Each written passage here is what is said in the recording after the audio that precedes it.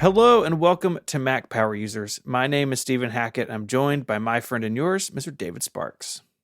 Hello, Stephen, and welcome back to the Mac Power Users, buddy. Yeah, it is good. It is good to be back.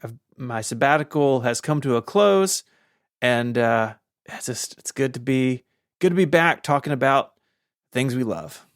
Yeah, I really tried to give you space. I didn't want to talk to you about anything business. We had a couple personal texts during your break, but I can tell you, I really missed you, and it's really nice talking to you again. I missed you too, and thank you. I said this before we hit record, but you and a lot of other people really did a lot of extra work when I was gone. So thank you for holding down the fort. Loved the interview episodes and excited about what we have. We were just talking about our schedule through the end of the year into January, and we got some great shows coming up. It's a good time to be a Mac Power user. Yeah, and I was telling you that I know that of all the people that were taking over stuff when you left, I was the one you were worried about the most. I'm Come certain. on. You have not told me that, but I mean, you know, I just could see your mind thinking, I'm going to come back and Mac Power Users is going to be on fire. The episodes will not have been published. We only had one real fire when I was gone. There was a day where the Relay content management system just fell over, but that was it. No one else really had an emergency. I mean, we're a well-oiled machine, this many years into it. Yes, we are. And I want to thank the guests that came in. They were great shows, in my opinion. Yeah. And all of them, I said, hey, Steven's not going to be there. It's just going to be you and me. So you got to be great. And they all were. They all were. And we had a nice mix of guests. We had a listener on. We had some old friends, some new friends. It was all good. And thank you, everybody, for enjoying that. And thank you for giving Steven a little break. And we're going to talk about that more Power Users today. You have sabbatical tech, and I want to hear all about that. So we're going to save that for more Power Users, the ad-free extended version of the show. But you're returning on the perfect episode. You're returning on the annual Mac Power Users gift guide. I love this episode.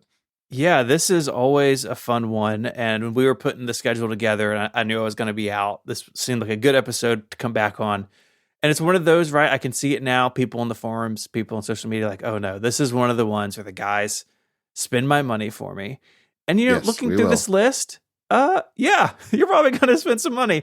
But it's a good, it's that time of year, right? So either for yourself or for a nerdy person in your life, we're here to help. And we've got some standard categories that we're going to go through. I looked back at the last couple ones.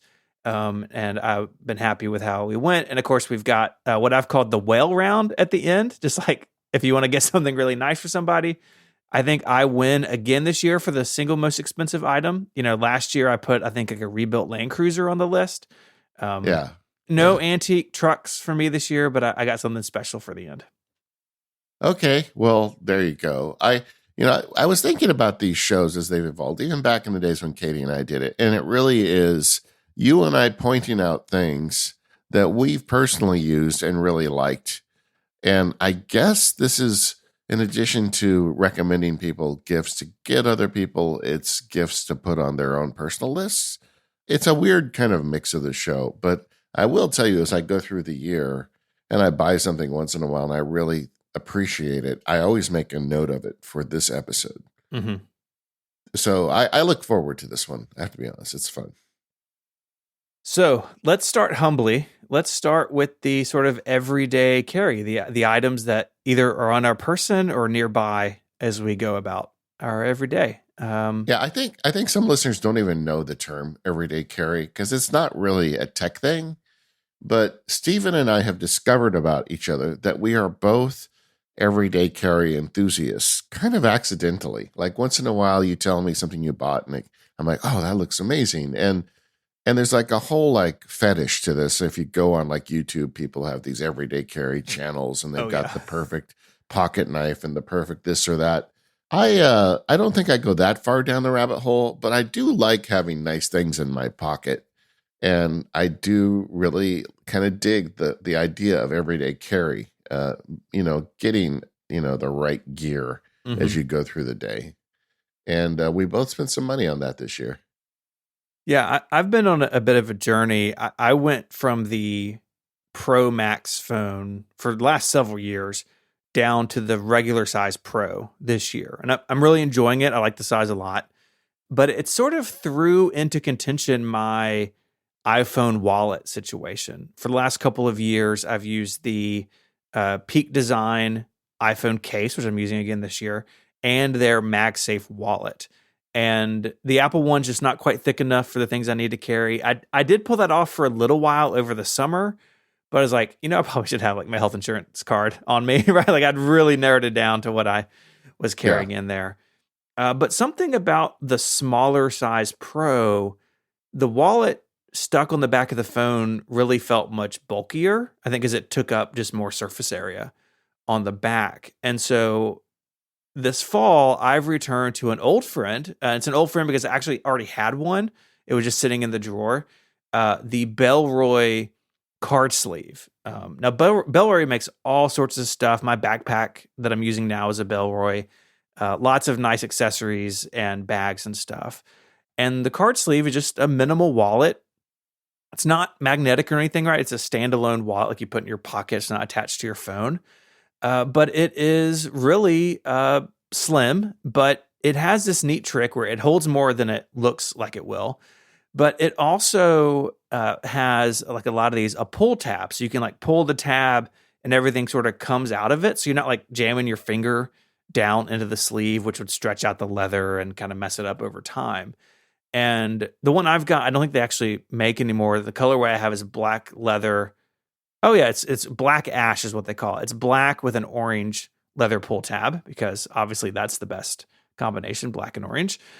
And I really have kind of forgotten how much I like it, and it makes your phone feel a lot thinner, not having a wallet stuck to the back of your phone. So a bit of a journey, but I'm kind of back where I was years ago, and I can't say enough good things about the Bellroy products I have. Like if you're kind of looking for a bag or a backpack or something or a wallet, just go peruse their website because they got lots of great stuff.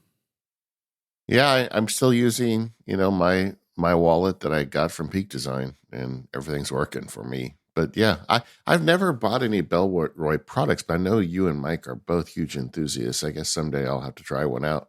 Yeah, they've got great stuff, and the reason I use their phone case is because they have this like universal mount system. So I've got a couple mounts on a couple of my different bicycles, and it just clips into that. I've talked about that before on the show. That when you are in the Bellroy world, you're kind of buying into a whole system, but lots of great accessories out there for it. Yeah, I have a wallet related pick though. This year, I've always struggled with the idea that I don't have an AirTag on that little Peak Design wallet.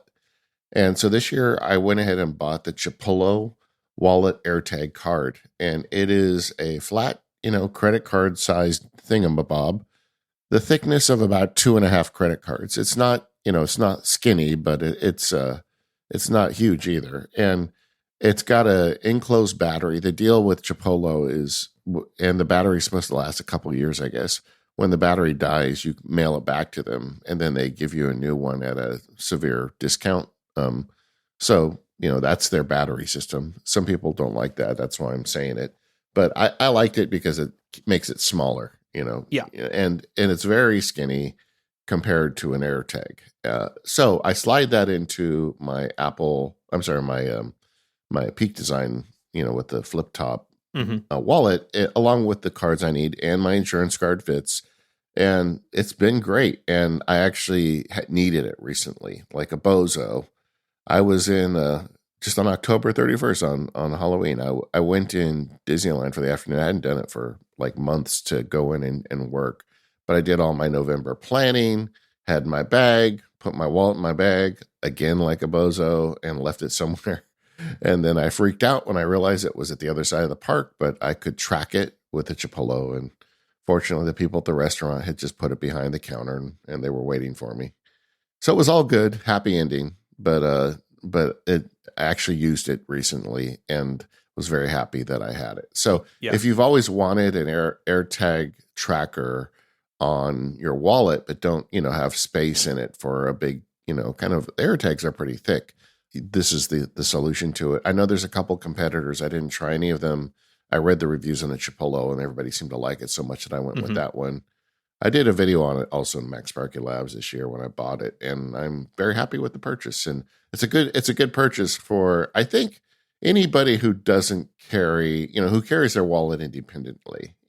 Like if you've got a purse or like a day bag that you always carry, you can put an AirTag in that easy enough. But if you've got a wallet that you just slide in your pocket, one of these things can really save your bacon.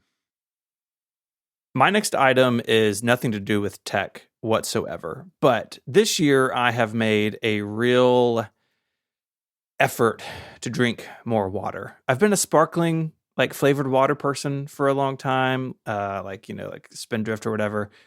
But like any nerd, I was like, I need equipment to make this better. Yeah. Gear always makes it better. Yeah. I tried a couple different water bottles over the years. And what I've settled on is a 32-ounce hydro flask. Now, look, I know, and I don't understand this at all, David, but I get that there are trends in water bottles, right? Like there was the one with like the flip-up straw, and now there's some other one that's like trendy you see on Instagram and Whole Foods and stuff. Yeah. I don't understand that. But the 32-ounce hydro flask I really like for a couple of reasons. One, it's a good amount of water. I'm not like refilling it a bunch. Two, it fits in the cup holder in my truck really nicely. And I prefer a metal water bottle over plastic. I know people have different opinions about that. Metal just seems like a better choice for me personally. But the trick is to get one with a sprout lid. A lot of these water bottles, like the Nalgene's, I actually have a Nalgene on my desk today because the metal one's getting washed. It's got a big opening, right? And if you're drinking water, if you're walking or driving or even just sitting at your desk, you have a lot of opportunity for spillage, right? I mean, who hasn't, dribbled a little extra water? Yeah. So that's no good. And I have a real problem with water bottles with straws built in because I feel like I can't ever really get them clean enough. You know what I mean? Like, yeah, I do. Yeah, I don't want that either. And so the middle ground is called a sprout lid. And Hydro Flask sells some of them, but there's also like a billion of them on Amazon. And it's kind of in between. It doesn't have a straw, but it's a smaller opening. And usually they also have like a loop to like carry it, with a couple of fingers, like if you go on a walk or something. So the sprout lid is the way to go. 32-ounce Hydro Flask. I got a couple. I got one in orange. I got one in white. And I've been pretty happy with this. And so if you're looking for a water bottle, don't overthink it. You don't have to get the trendiest thing, but this is what's worked well for me. Yeah, isn't like Stanley now like a trendy water bottle? I think it was. I think they've been replaced by some other brand. Okay. But when I think of Stanley, and I have one, like the thermos, like the green. No, I love it. Yeah. I love that Stanley has some juice again. Yeah, they hired some millennials or some Gen Z over there and got cool again. Yeah, there you go. Yeah, I still use the Yeti one that we sold for Mac Power users. 2 or 3 years ago? Yeah, it's great. It is perfect, and the lid on that one, I will say, is very cleanable. I don't know if you use that one, but I because you can take it apart and clean it. Like I've got some other ones where you look at the lid, you try and clean it, and eventually I just throw the lid away and buy a new lid because I can't get it clean enough. So I get it, but this I will say this now vintage Mac Power users Yeti cup I'm looking at right now brings me much joy. Anyway, so another everyday carry one for me, and this one was the outlier for me this year. Is I like flashlights, but I don't like spending a lot of money on flashlights. Because they got really good when they started putting LED bulbs in them, way better than they used to be. And so you can get them relatively cheap. I know that over in the past, you have made flashlight recommendations that were like, hey, too rich for my blood. Well, this year I had like some pocket money. Literally, somebody gave me a big Amazon card for my birthday, and I'm like, I'm going to buy me a nice flashlight. So I bought the Nightcore EDC 27, and it is not even round. It's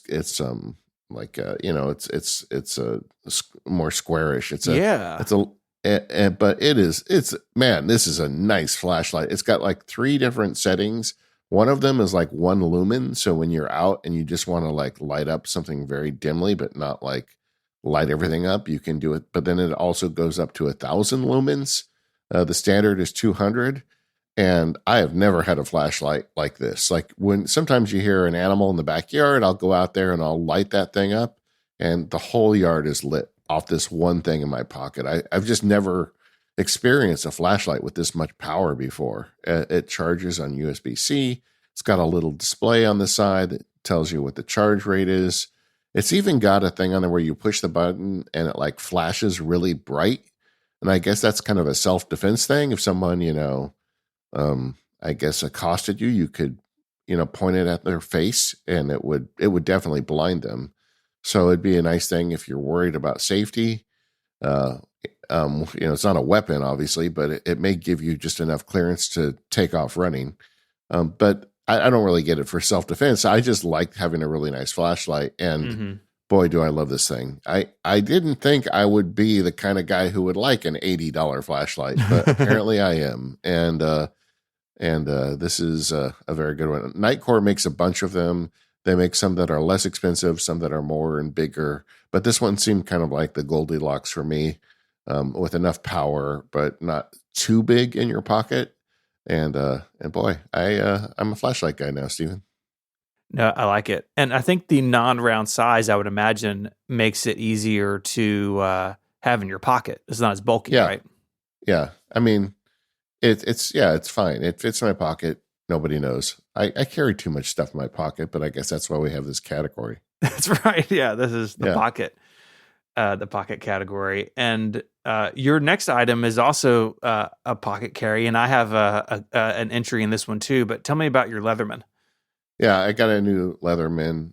They make a new one called the Arc. There's 2 kinds of knife enthusiasts, I guess. Well, there's a bunch of them. I guess I shouldn't say just 2, but my dad was from Missouri in the backwoods. I grew up, we always had pocket knives, and that was like a thing. But I have over the years come to love Leatherman, and I know people. It's kind of like two groups: the people who love the Swiss Army knife and people who love the Leatherman. I like the Leatherman. I like that it turns into a pair of pliers, and that's pretty handy. And so I've carried one for years. And I find all sorts of uses for it throughout the day, opening a bag of chips, marking a dovetail, whatever. I use my Leatherman for a lot of things. But they came out with this new one, the Arc, and I think it came out a year or 2 ago. And I thought, I don't think, I need a new Leatherman. But I was reading the reviews, and the blade steel on the knife is really good. And that's the one thing I've always struggled with Leatherman is you have to sharpen them often. And I thought, well, that'd be nice. And then I got an email from them because I'm a customer with a deal, and they had the ability to customize it if I wanted. And then I thought, well, I can't not have a custom Leatherman. So I sent in and I gave the Max Sparky logo and I used the Futura font. They didn't have the good font, so I turned it into an image, and sent it. And they lasered it onto the Leatherman and sent it to me. And it just makes me so happy that I think I'm going to sell or give away my old Leatherman, because I've had this thing about 8 months and I've never carried any of the other ones since this one showed up. That's super cool. I've got one as well. I have I think the older version. It's very similar. I have the Wave Plus, which is an 18 tool. Yours is a 20. They're very similar. And it's none of the tools on it are the best version of that tool, but to have them all in one thing is very useful. And mine lives in my truck. And so if I'm at home and I need it, or I need a tool, I've got better tools at home, right? But very often I'm out doing something. It's like, oh, I could really use a tiny pair of scissors or a knife or a pair of pliers. And I don't, want to carry a tool bag around with me. And this thing's great. And sometimes, right, if I'm doing certain things, right, I pop it on my belt loop and be a super cool dad, and it's very useful. And so I'm right there with you, man. I know not everyone is on board, but I think they're really useful. Yeah, I mean, mine goes in my pocket every day. And just this morning, I was in the garden. I had to cut something, and I pulled out the Leatherman, and I had a saw with me, and it was great. So I think this is a really nice gift. The reason I added it to the list was the personalization, because when you can give somebody something that's personalized, I think that's a nice touch.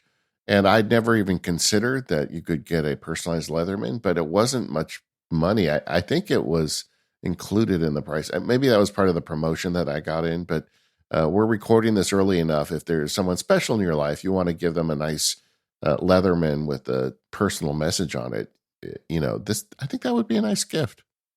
I think so too. I like that. This episode of Mac Power Users is made possible by NetSuite. What does the future hold for business? Ask 9 experts and you're going to get 10 answers. Some will say rates will rise or fall. Others might say inflation is up or down. Look, the only way business owners can know for sure is if someone invents a crystal ball. And until then, over 40,000 businesses have future-proofed their business with NetSuite by Oracle, the #1 cloud ERP, bringing accounting, financial management, inventory, HR, and more into one fluid platform. With one unified business management suite, there is one source of truth, giving you the visibility and control you need to make quick decisions. With real-time insights and forecasting, you're peering into the future with actionable data, no crystal ball required. So when you're closing your books in days and not weeks, you're spending less time looking backward and more time on what's next.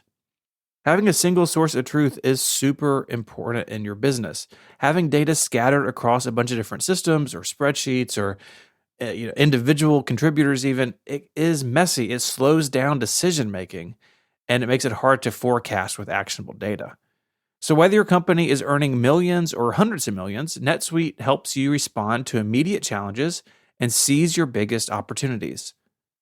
So go download the CFO's Guide to AI and Machine Learning at netsuite.com/MPU. That's NetSuite, NETSUITE, netsuite.com/MPU for that free guide. Our thanks to NetSuite for the support of the show.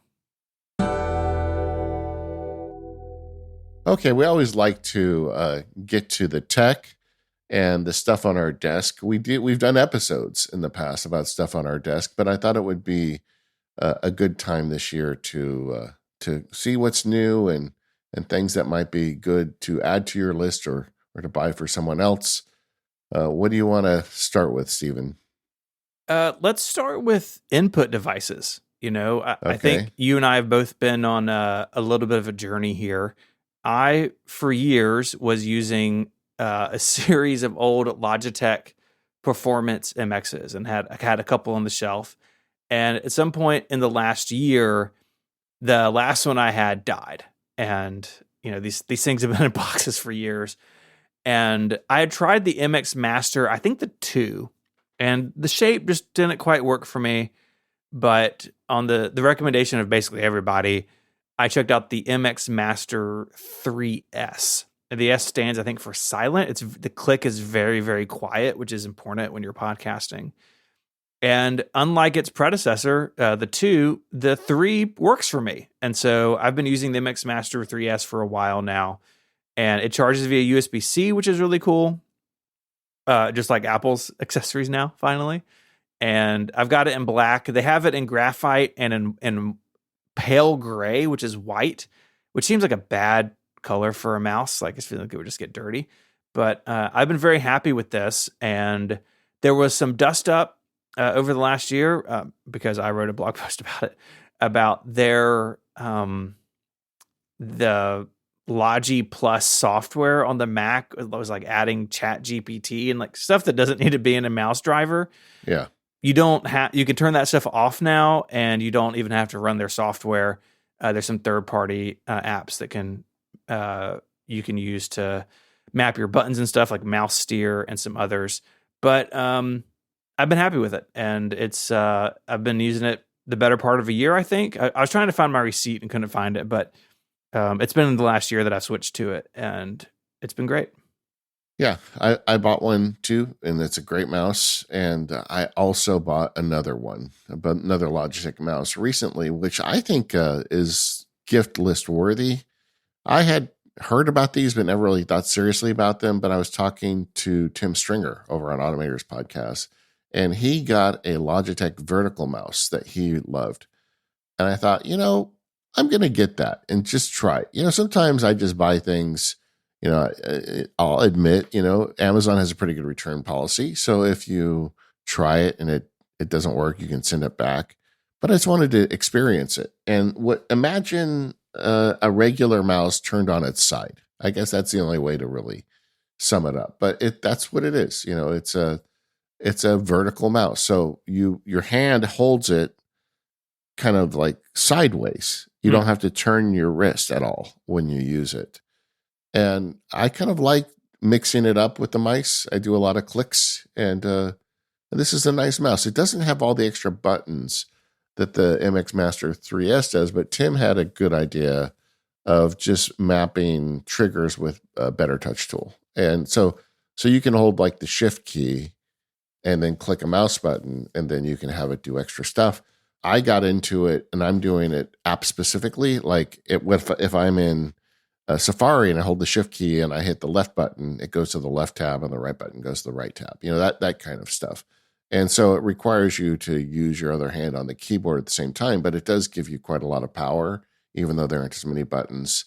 I think either one of these mice are really great, but we got some updates to the mice from Logitech this year, and you don't need their software, as Steven said.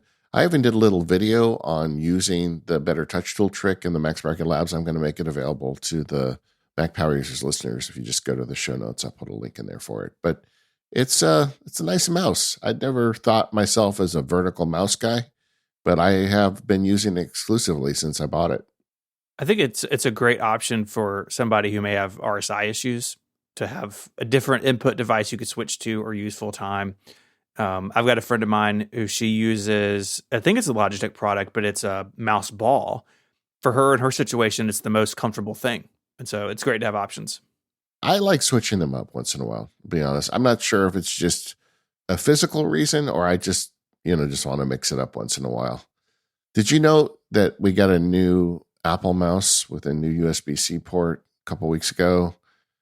Yeah. But they left it on the bottom. I saw that. Yeah. What are you doing, Apple? What are you doing? Yeah. Yes. Still charge it like a beach twirl. Yeah. I was actually holding out. So I used the little Bluetooth Apple keyboard with Touch ID. And mine, a bunch of the keys were pretty worn out. And I was just waiting for USB-C. And so I ordered a new keyboard and then a matching trackpad because I use trackpad, keyboard, and mouse. And I was like, well, I don't want one lightning thing left on my desk. And so the keyboard was time. The trackpad was a treat. So yeah, I've got USB-C on all my inputs. And you know what? The lightning cable I had dangling off my studio display, it's been banished. It's in a drawer somewhere. Yeah. Goodbye. Well, goodbye, friend. I'm going to run my lightning keyboard until it gives up the ghost. So I think I'll be using it for quite a while. But I would not have done it just for the input change, but a bunch of the keys were pretty worn out. And it's actually funny, like typing on this one, it's like, oh, this is what this feels like when it's new. But I will say, we're just in a tangent now. That's fine. Why didn't they fix the keys, the arrow keys to the inverted T? It still has the giant left and right key, unlike the laptops and unlike the extended keyboard. The little one didn't get any change there. And after all of these years, I still prefer the inverted T arrow keys. I am still I acknowledge we are off the thread here, but that's fine. I still like the big one with the keyboard and the number pad and the proper arrow keys and the extra function keys that I can automate. So even though my hand has to travel a little further to that mouse, I keep finding myself going back to the big one. All right. What else is new on your desk this year that would make a good gift? Yeah, this item's actually on my nightstand, which if you think about it, is the desk you use when you're asleep. There you go. It's your sleep desk. It's your sleep desk. The Apple Watch magnetic fast charger. And so like on my nightstand, I've got a little multi-charger thing by our friends at Studio Neat. And the Apple Watch puck in there, it may be my original one. Like it is old. And I'm now on the 3rd year of the Ultra One. And you know what? I'm noticing a little battery fading over time, right? And I tend to sleep track. And so I thought, the way to like combine these things, because I want to get another year out of the Ultra One, is moving to a fast charger for the Apple Watch. So it is a new cable. It's USB-C on the other end, and it's a braided cable, which is nice. And it requires an Apple Watch 7 or later. And I think it's, I actually can't find it on this page, but I want to say it requires 30 watts on the other end, or maybe 20 watts. But I've got like a multi USB-C thing stuck under my nightstand, so I had a port available to it. And fast charging an Apple Watch is awesome for sleep tracking because you can drop it on there when you take a shower. And I know other Apple Watches charge pretty quickly, but the Ultra has a big battery, and I was just finding I was really kind of juggling the battery more than I want to, especially given that I have an Ultra. And so I swapped this thing in here over my sabbatical, and it was one of my projects. I was like, look into fast charging for the Apple Watch. And it totally changes the game. And sleep tracking in an Apple Watch is fantastic. Apple's own health and vital stuff is really good. Of course, I also would recommend Sleep Plus Plus, an excellent sleep tracking application that I work on. It is great to have that data. And with fast charging, it really takes the headache out of juggling it. And so it's the same size puck. It popped right into my multi-charger thing, and it's great. Yeah. I'll call an audible another one here. I don't know if I want to call this a gift idea because it's kind of embarrassing, but I bought this year a second Apple Watch. It's a Series 7 used. I got actually not much more than the cost of this cable. But I actually have a second watch, and I just keep it on the charger on my bed desk. And at night I wear it's a Series 7 aluminum with a very airy, comfortable band on it. Yeah. And so I'm doing a much better job at sleep tracking because I don't have to worry about the power thing. And it's lighter than the Ultra, which I don't notice the Ultra, but when I wear it to bed, I notice it. So this is a little thing I did this year. And I blame the Max Barkey Lab. Several people in there told me that's what they were doing. I'm like, okay, yeah, I'll do it. But, you can get a used Apple Watch pretty cheap. Yeah. Some real-time follow-up. The Apple Watch fast charging cable requires 18 watts of power or higher. Yeah. They list you can use the 96 watt USB-C power adapter. You're going to shoot your watch into space with that one. So I'll put a link to that. But yeah, I do sleep with the Ultra. I do put a Velcro-y, the fabric band on it. But it is bulky, and like if you end up like sleeping with like a hand under your pillow or something, like I definitely noticed the bulk. Now I do have an Apple Watch. I'm leaning over to pick it up. What is this? This is a Series 9, the aluminum that I have for beta stuff with underscore. And I've thought about it's set up with my test phone, but I've thought about like, do I set this up with my actual phone and sleep tracking it? I don't think I'm going to, because I think for my software purposes that would be tricky. Yeah. But the Ultra, like if you're going to sleep track, that it's a bit big. Honestly, though, it's not necessary. Like, I think getting a fast charge cable like you did here is perfectly fine. And I'm still embarrassed to admit that I have a second watch because it seems like so unnecessary, right? Mm-hmm. But the fact is, I'm getting much better sleep data. And at the time, I usually don't have a problem sleeping, but I've had some medical stuff this year that has gotten in the way of sleep, and I wanted the data, and it is good having it. And I've shared some of it with the doctor and all that. So it's necessary for me to have some good sleep data, but yeah, I'm still a little leery about even talking about it. Day watch, night watch. You're that guy. Yeah, now. Exactly. Right. I'm a day watch, night watch guy. It's like, gag me. In terms of enabling people, I know we talk a lot about the Stream Deck on Mac power users because it's just a great tool for automation and just speeding up work on your Mac. And I don't have one of these, but I'm still recommending it because I think it's the best way to get into this ecosystem.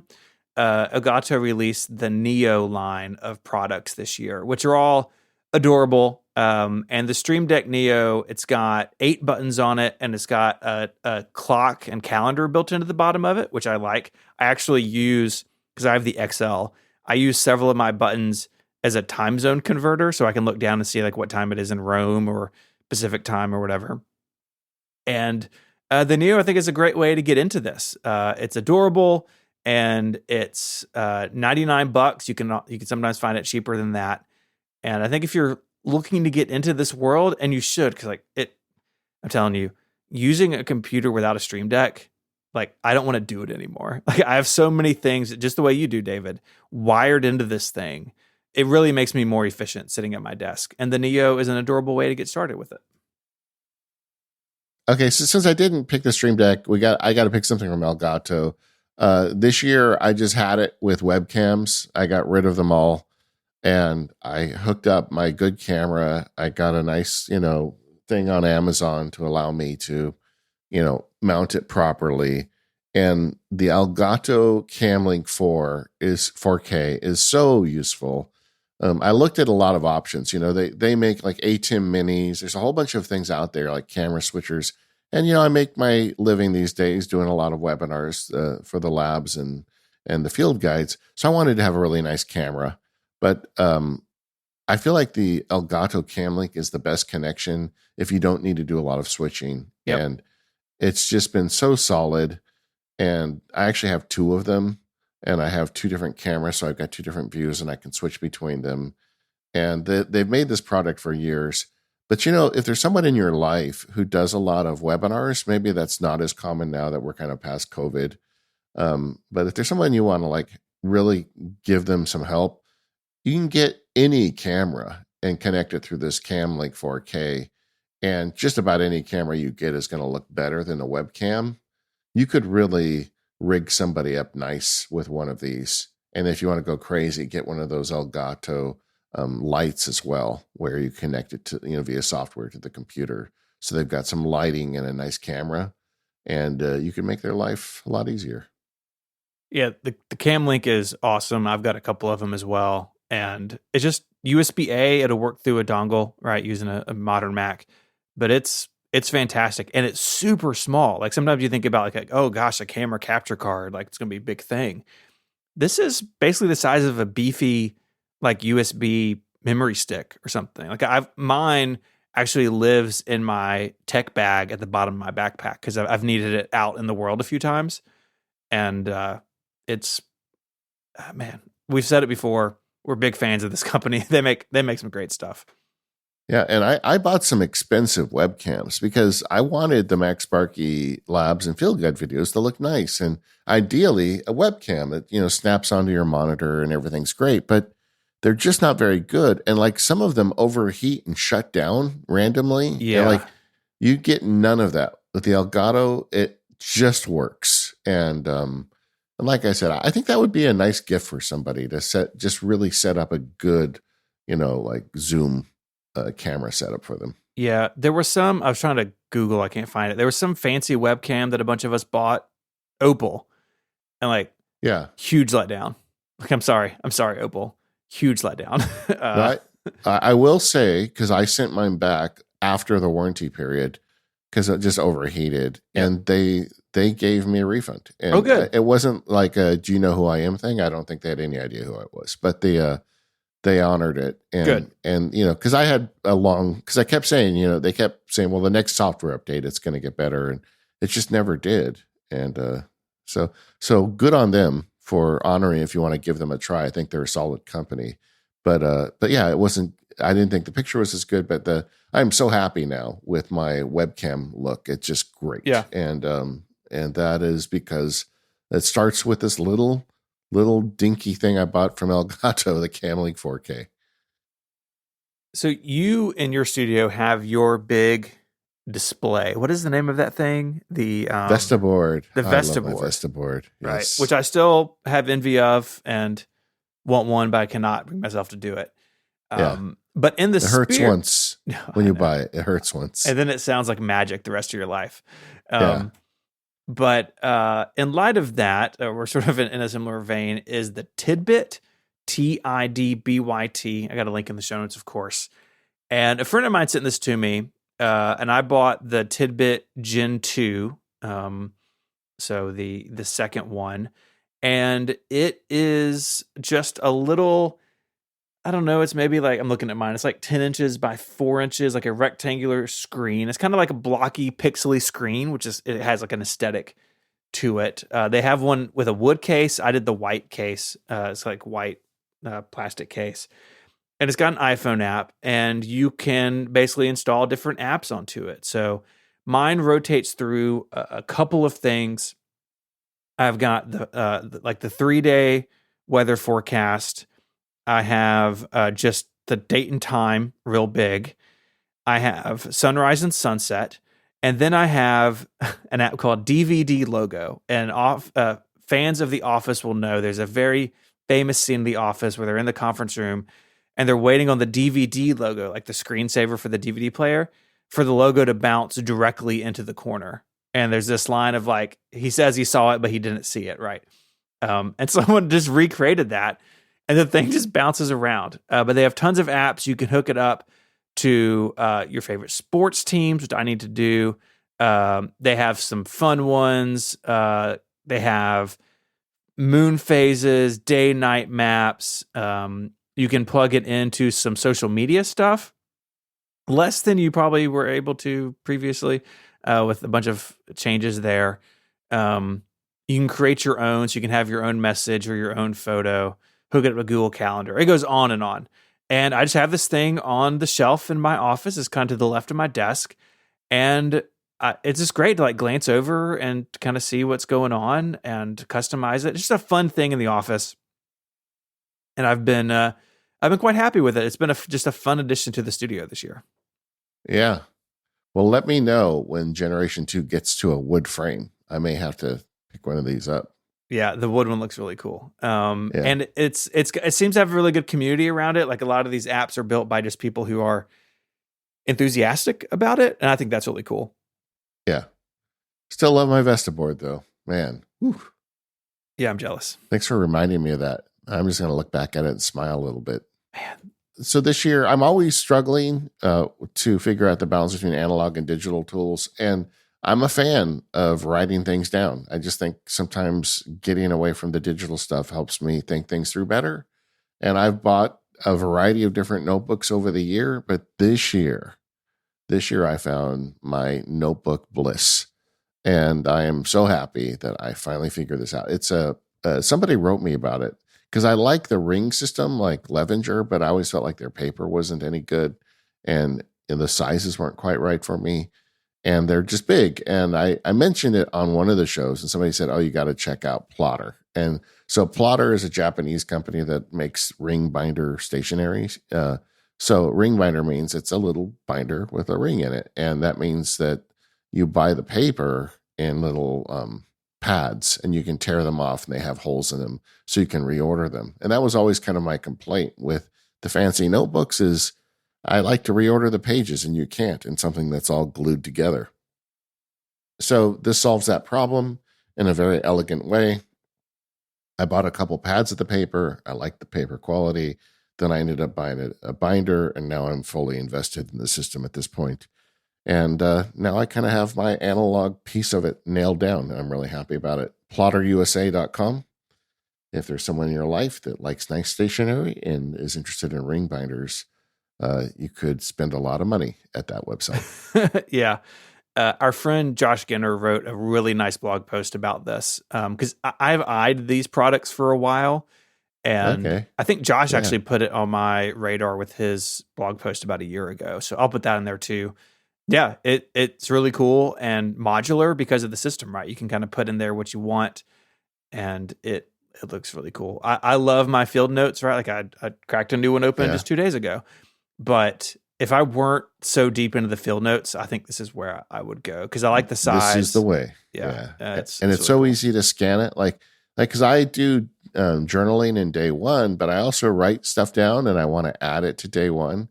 And with this, because you just pull the page out, you lay it on your desk and you scan it, and you get a perfect scan. Yeah. Because it's in a notebook, the book folds up and everything.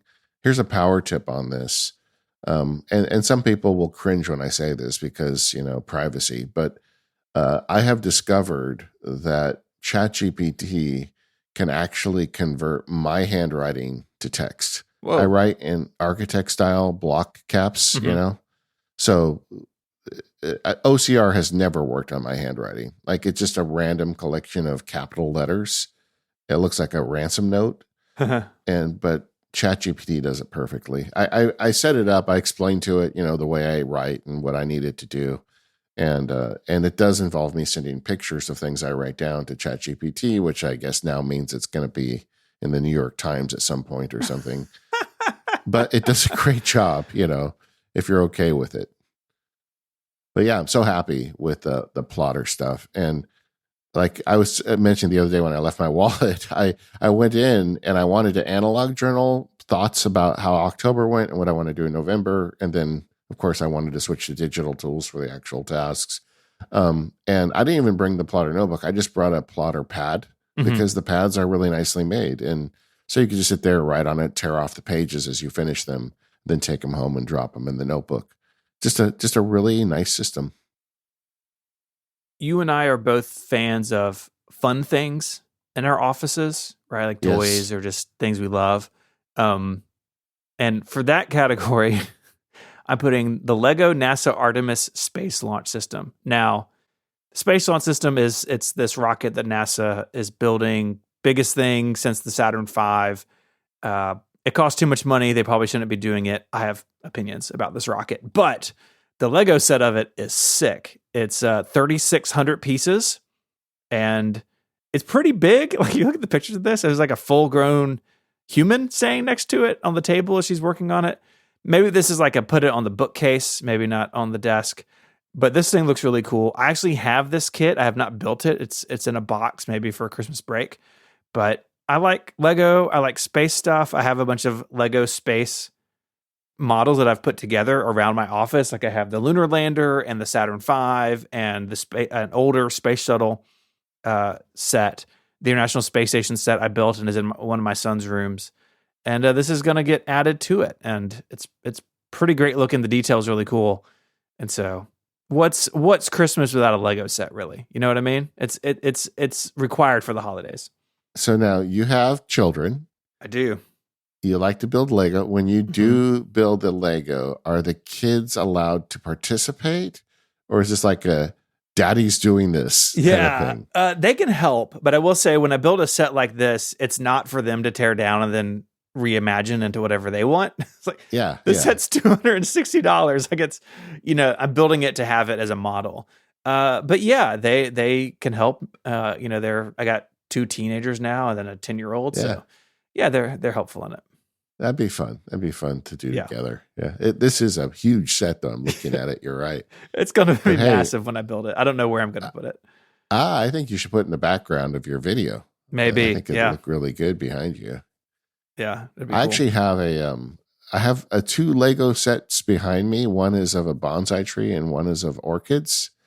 And somebody wrote me in the labs and said, "Hey, I just want to compliment you on what a green thumb you have. Every time I watch, those orchids just look so good, And the thing is, I've got, the camera with the bokeh because I'm using the Elgato thing, right? So I've got a nice blurry background. So they believably look like orchids. And I had to write her back and say, well, actually, they're Lego. That's so good. That's fantastic.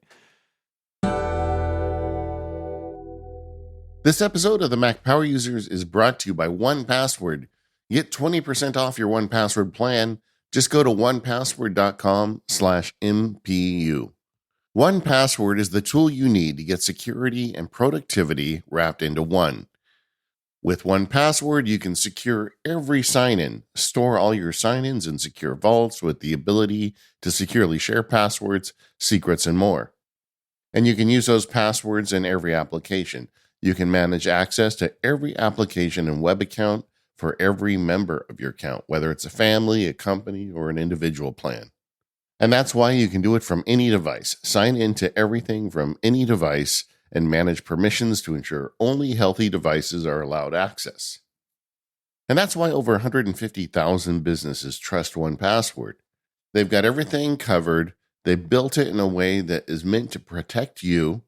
And they've got a plan for everyone, from an enterprise down to an individual or family account. We're coming up on the holidays. It's a great time to help the rest of your family get healthy password habits.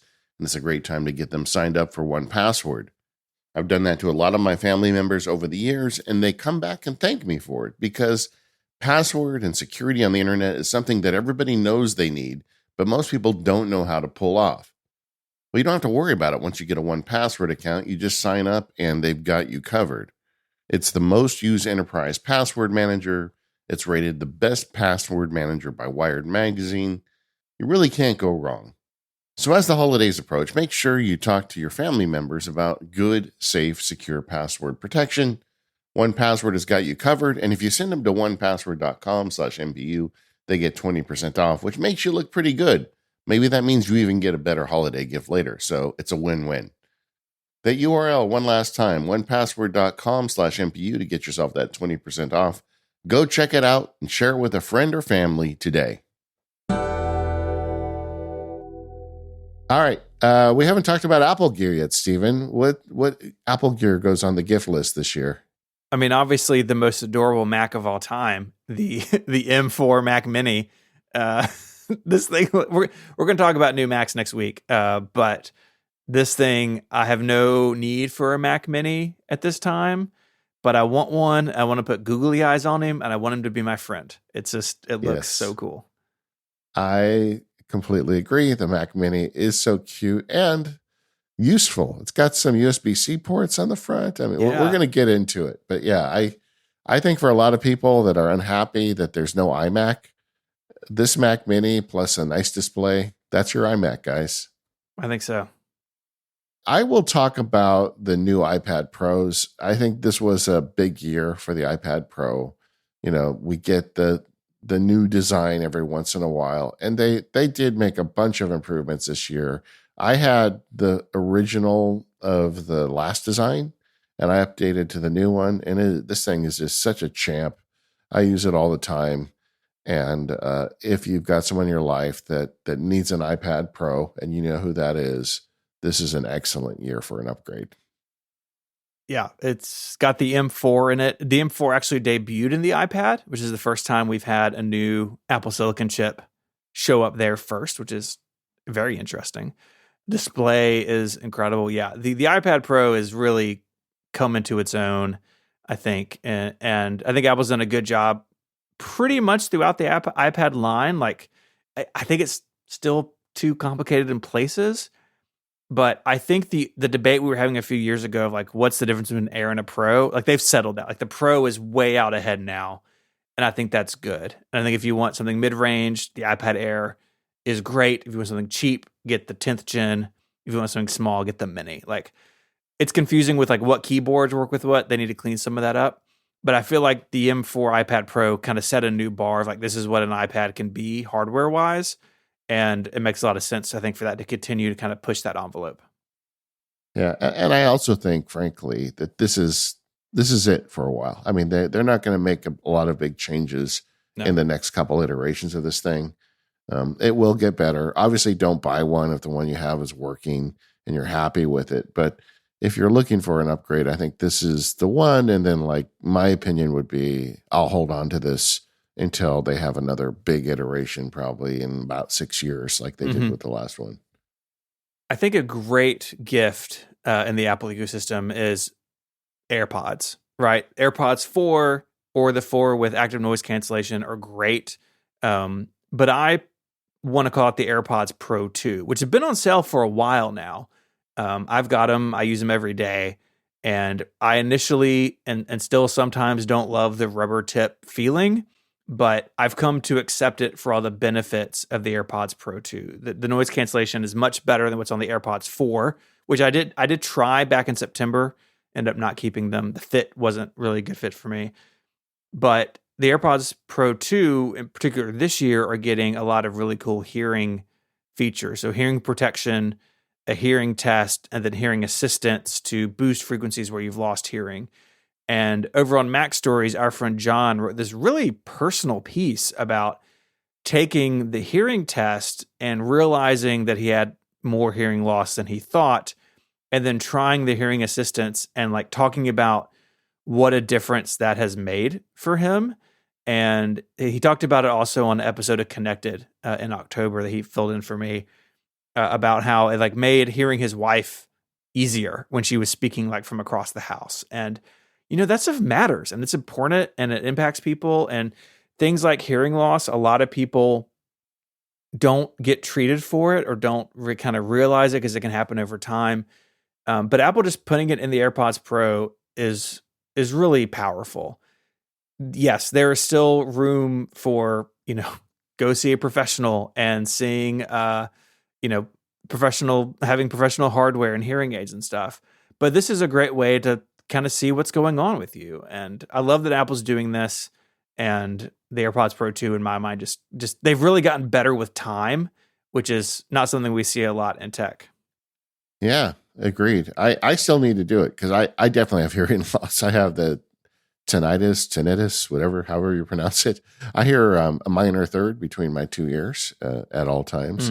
That's why I always have background noise and stuff. And I go get tested every once in a while, but it's been several years. And I understand that there actually could be some help for me with these things, and I just haven't had time to really dig in on it yet. So that's on my list. But getting back to the Apple Gear recommendations, I think just like the iPad Pro got a significant update, we got a really nice update this year to the Apple Watch.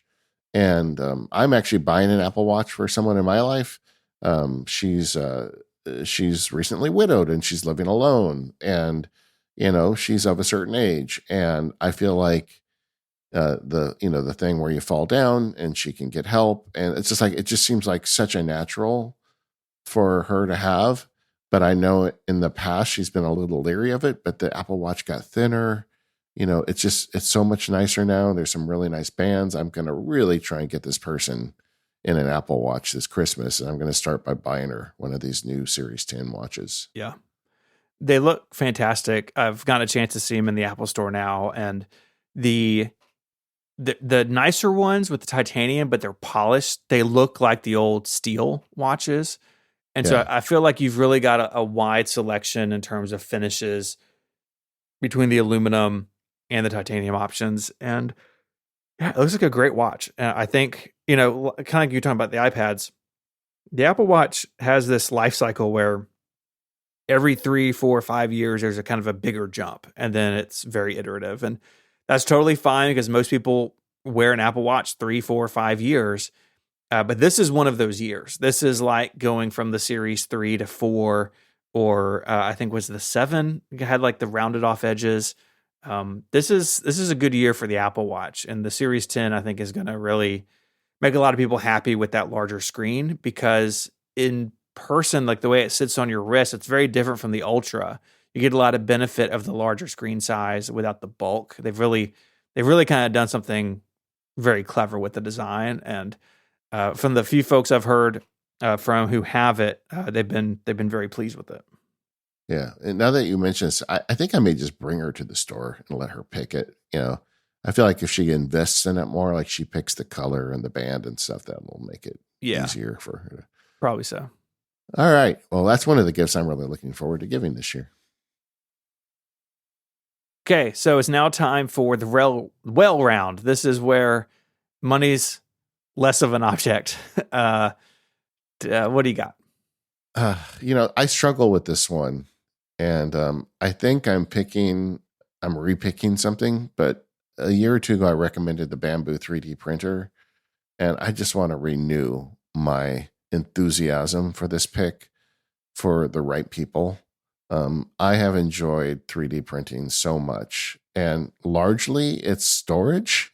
I know, but if you went around indoor studios and you opened random drawers, and you're the kind of person that likes to see like an organized drawer, you would love looking through my drawers because they are so organized, and it's all using Gridfinity, and everything has its place. But 3D printing is a way to create stuff without really doing any work.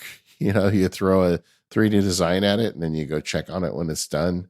And Bamboo is the Apple of 3D printers. Like, they sell you all the extra parts. They have the filament. And I know there are people, 3D printing enthusiasts, that are cringing right now because they like it better when you have the open source stuff. But no, I like Bamboo because it's just so easy. Yeah. And you can buy the filament from them. It's got like a little QR code on the reel. So you don't even have to tell the printer what kind of filament you put in it. It already knows. It's just like everything just works. And I am more enthusiastic about this purchase now than I was a year ago. It's just great. So that's a gift for somebody.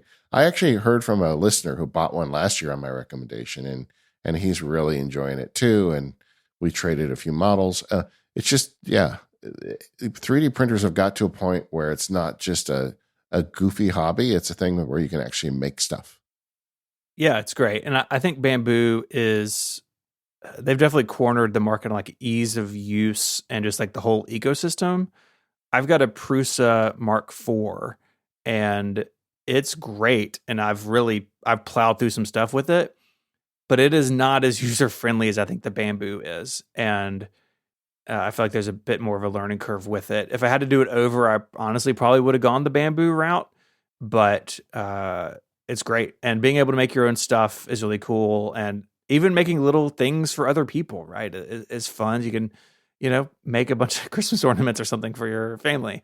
It's cool. 3D printing is fun. We talked a lot about it. We both enjoy it for similar reasons. And it's come a long way. This used to be really nerdy. And I mean, you can still spend a lot of money, but this is like a prime example of technology gets cheaper over time. 3D printing has really brought this sort of manufacturing to the masses in a way that just seemed impossible 10 years ago.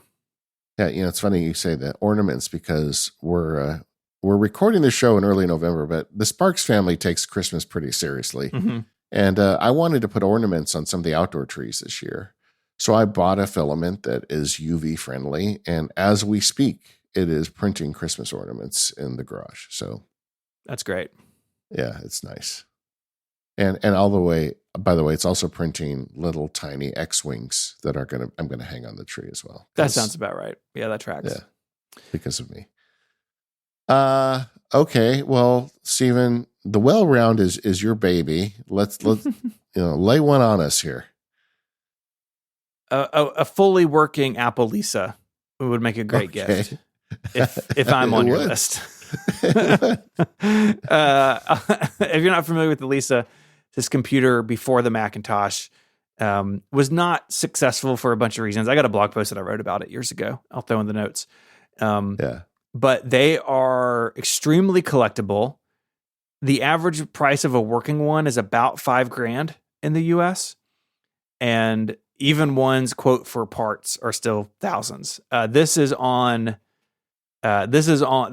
top really of like what I would like to collect one day. It's way, way out of my reach in terms of collecting. But if you got one laying around you don't want, send me an email. You never know. Last time I said that, I forget what it was about, but a listener was like, I have one. Do you want it? Obviously wasn't Lisa, but I forget what it was. But yeah, just a really cool, weird corner of Apple history, and one that I think kind of gets the short end of the stick because the Macintosh took off. The Lisa crawled so the Macintosh could run, but it's cool, and my studio needs one. And it's funny because when Apple decided to stop selling it for the write-down on their taxes, they dumped many of them into a landfill. Yep. And it's like, what would those have been worth if somebody had stuck them in a warehouse? I don't know. But maybe they wouldn't have been worth as much because they'd be so available. But it is a funny story. Yeah. The Verge did a documentary about that exact thing. And I'll put a link to that in the show notes as well. It's 30 minutes, like put on some popcorn and watch it. It is nothing like that would happen today. It's so bizarre how they ended this story. And William Poor over at The Verge and some others worked on this and did a great job with it. There's also a documentary about the Lisa that came out this year by a guy named David Grealish. Yes. And he sent me a code. I watched it. It was really entertaining and fun and really interesting because a lot of the, the Apple folks that we came to know later were involved with that. And like, they showed pictures of the very first like 3D or full color pixelated icons that they were making, and stuff that like we take for granted now, but they were basically inventing for the Lisa. And the funny thing is the way he was documenting it was he would take a Polaroid picture of his screen because yeah, there wasn't any other way to document it. Isn't that wild? I mean, yeah, you're not making screenshots. Even if you do, what do you do with them? Like it's pretty cool. Yeah. It's pretty cool. I struggle with the well round because I'm fortunate enough. I have the things in my life that I need, and I can't think of, it's hard for me to think of things really expensive that I would recommend people buying. But maybe a sign of my age is that travel is fun. And I think one of the things Daisy and I did this year, we had our 30th wedding anniversary. We went over to Paris for a few days, and it was really enjoyable. And I think that'd be a great gift for someone special in your life. Think of a nice trip and take them on a trip. So I know it's kind of a cop out, but it was. I think it would be a nice gift. No, that's a great idea. Some of the best stuff I've done in the last few years are like trips with just me and my wife, and it can be really great. And you don't have to go wild with it, right? You can find something easy to do nearby, and it's great. Okay, my last one.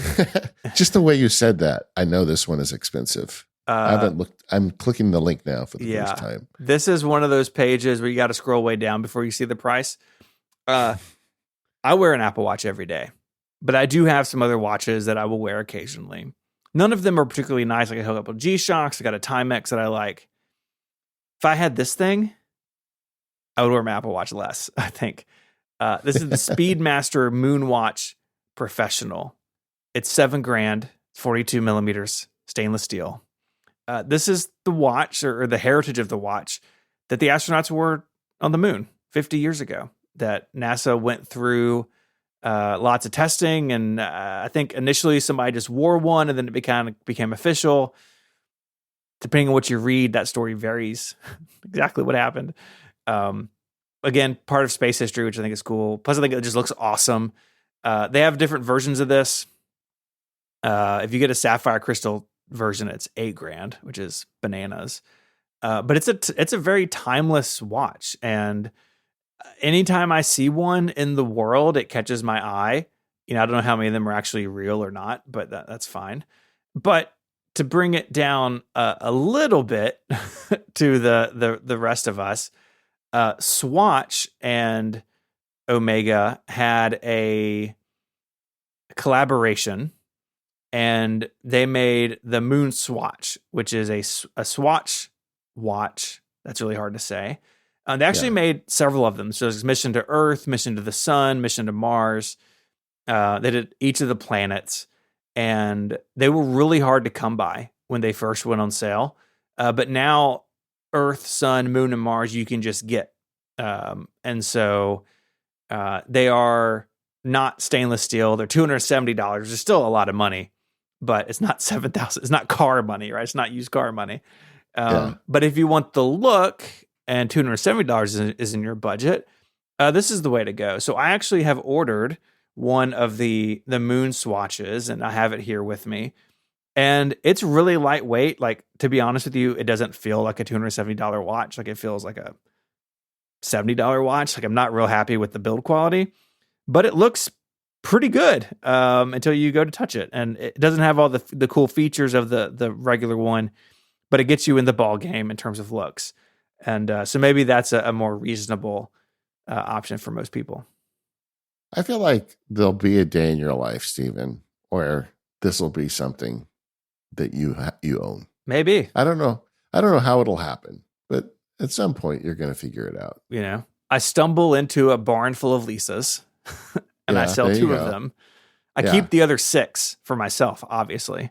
There you go. But 2 of the 8 that I have discovered magically. It's like you see on YouTube, like barn finds for like old cars. Like someone gets a phone call. It's like, oh, my husband died 50 years ago and I'm selling the property, and there's this car in the barn, and you go out there and it's some like Jaguar E-Type that's been covered in a tarp for 40 years. Like somewhere out there, I believe there's leases like that. And when I stumble across them, maybe I can afford a real Speedmaster.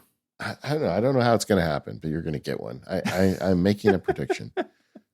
Something I was just noticing, I'm looking at the swatch page, and I really dislike these watches where they have low contrast between the hands and the background. Like the Moon watch is great. It's dark background, white hands, but the Mission to Mars watch is white background, white hands. And this is a thing on the Apple Watch that drives me nuts. Like some of the faces do that where it's like just white hand or black hands on a black background. The California face has some variants that have contrasting colors, but most of them don't. And I just would like it to be more visible when I look at the watch, and there's no way to adjust that. Yeah. And another thing on my list for when we talk about the Apple Watch. And I'll say this to Apple, in the future, if you open the door to third-party watch faces, it's not going to be $7,000, but I'm sure I will pay you some amount of money for an Apple Watch face that looks like a Speedmaster, right? Yeah. Like that would be cool. That is such an argument for that to be a feature on the Apple Watch. And I know watchmakers don't want to do it and Apple doesn't want to do it. It's very complicated, but I'm just saying it would be cool. Well, I think they'd be silly not to. Like, what if Omega could sell you a $100 Speedmaster face? They know that people like you that can afford an actual Speedmaster are going to buy it. Right. But they also know a lot of people like us would like a Speedmaster and can't afford it. But we could probably find $100. Yeah. It's to the make only us way feel like we owned one. It's the only way I'm going to become an Omega customer. Yeah. I will say for bonus points, because I was just looking at the Omega website, I have not seen this before, but I'm in love with it. The Speedmaster Dark Side of the Moon Apollo 8. So Apollo 8 was the mission that went around the moon. Very famously, they read like verses from the Bible as they came around the moon. They did the Earthrise photo, like Apollo 8 is very famous. This is a version of the Speedmaster. The face is the lunar landscape, and one of the small hands is the Saturn V that goes around in a circle. This is very good. I did not know this existed, but it's I hope you're sitting down. It's $14,000. Yeah. But that moon landscape isn't cheap. No, but boy, it looks pretty cool. Well, I'm not going to predict you're going to get that one. No, that's bananas. But yeah, I don't know. I feel like if this is your, what do they call it? Your, like the white whale, Yeah. The white whale round. I should have renamed it. Or they call it Grail. This is your Grail, and the pin people, they call it your Grail pin. This is your Grail watch. I feel like eventually you're going to get one. Fortunately, I don't have that sickness. I don't care, about that. I'm happy with my Apple Watch. Although if I add up how much I've spent on Apple Watches over the years, I don't want to think about it too much. you could be in a Speedmaster. I'm the same way, really, right? Like even though I have these other watches, the utility of the Apple Watch, and especially the health tracking stuff, is so good and important to me. It's pushed out other watches. And I wasn't always this way. In fact, when I joined MPU, I was not wearing an Apple Watch. I went through a several year period where I didn't. And that has changed. And the Ultra helped change that. But really the uptick in health and activity tracking features that Apple and others have written for it, that's just something I want in my life every day. And so... like on a Sunday or, there were some days on my sabbatical, I didn't put the Apple Watch on over the holiday, Thanksgiving, Christmas, that sort of stuff. Like there'll be days where I don't wear an Apple Watch, that I wear something else, but the Apple Watch is really hard to argue with in terms of not only value, but what it can do for you proactively. Yeah, every day. I put it on every day. Yeah. You got two of them over there. And that's why I am so cranky about the watch faces. It's like they're pixels. You guys could make better ones. I mean, yeah. Why is the utility face, the watch face that was there on day one, still one of the few good analog faces after all these years? I know. And And like you said, there's such an opportunity to like work with Omega, and everybody could benefit from that. And I don't know, maybe they're just waiting for a year when they don't have anything else to do. Like, okay, here's your faces, Sparky. All right. Well, there you go. Hopefully we found something for you to put on your list or to get for somebody else. It's always fun heading into the holidays and giving gifts. When you were a kid, did you just open your presents on Christmas morning, or how did you guys do it when you were growing up? See, my mom's birthday is Christmas Eve, and Okay. she's the second youngest of 8 siblings. And so growing up, Christmas wasn't big for any of them. They grew up poor, like, just there wasn't a lot of money. But especially with 8 kids, like, just I think birthday and Christmas kind of got merged into one. And so growing up, rightfully so, like I think she wanted to change some of that. So we've always done like her birthday stuff on Christmas Eve. And part of that for us was like getting to open one gift. And so when we were little, my brother and I, like, our parents would pick the gift, right? I think they would get something intentionally knowing it was the Christmas Eve gift.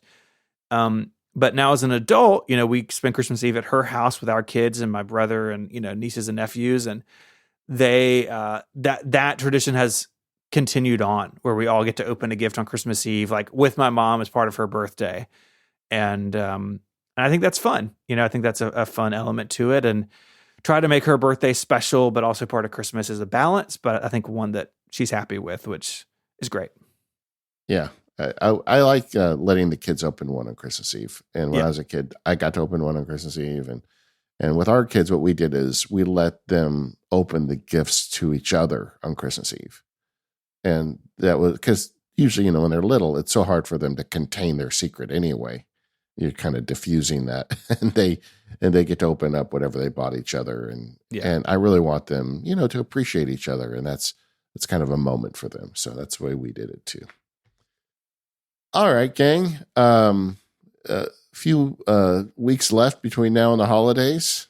Enough time to go out and buy someone a nice gift or something for yourself. Put it on your list.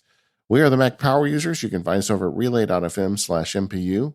Thank you to our sponsors this week, NetSuite and Squarespace. For you more power users, stick around. We're going to talk about Steven's sabbatical tech. Otherwise, we'll see you next time.